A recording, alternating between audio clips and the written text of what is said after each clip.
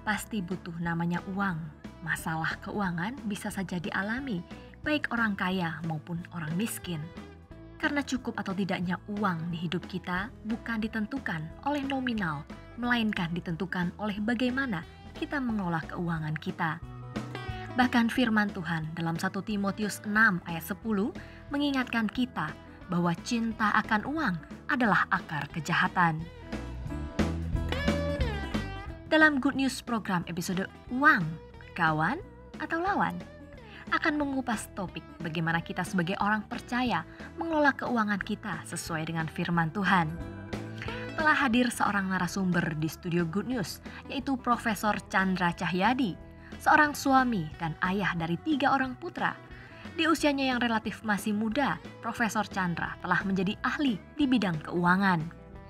Beliau adalah seorang Associate Professor of Finance dari Eastern Illinois University yang masih aktif mengajar sampai saat ini. Penasaran akan pembahasan selengkapnya? Tetap bersama kami sesaat lagi hanya di Good News Program. Berdasarkan survei yang diadakan oleh Otoritas Jasa Keuangan, saat ini tuh masih di angka sekitar 21,8% dari penduduk Indonesia yang mengerti masalah konsep keuangan dasar. Apakah ada revolusi mental yang harus dilakukan oleh banyak orang? Yes. Jadi saya melihat bahwa di sini banyak orang yang masih punya persepsi salah mengenai masalah pengelolaan keuangan.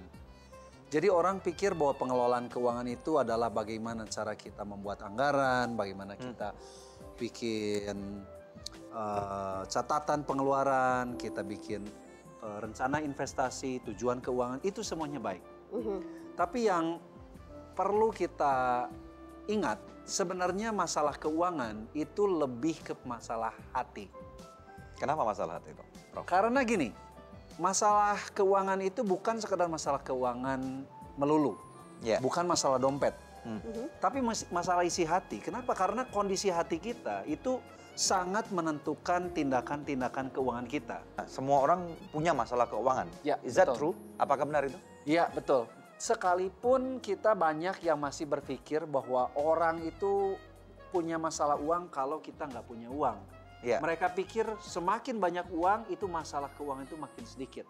Padahal makin Justru banyak, makin pusing. Kalau kita bicara masalah financial freedom, financial independence, kebebasan finansial, itu variabelnya itu nggak cuma sekedar berapa banyak uang yang bisa kita dapatkan, tapi lebih dari hal masalah berapa banyak masuknya nih. Jadi kalau rumus matematiknya tuh kayak X ditambah Y, itu sama dengan financial freedom. X plus Y equal to financial freedom. Nah, X-nya itu adalah uang yang kita hasilkan. Oke. Tapi Y-nya itu adalah berapa pintar kita mengelola.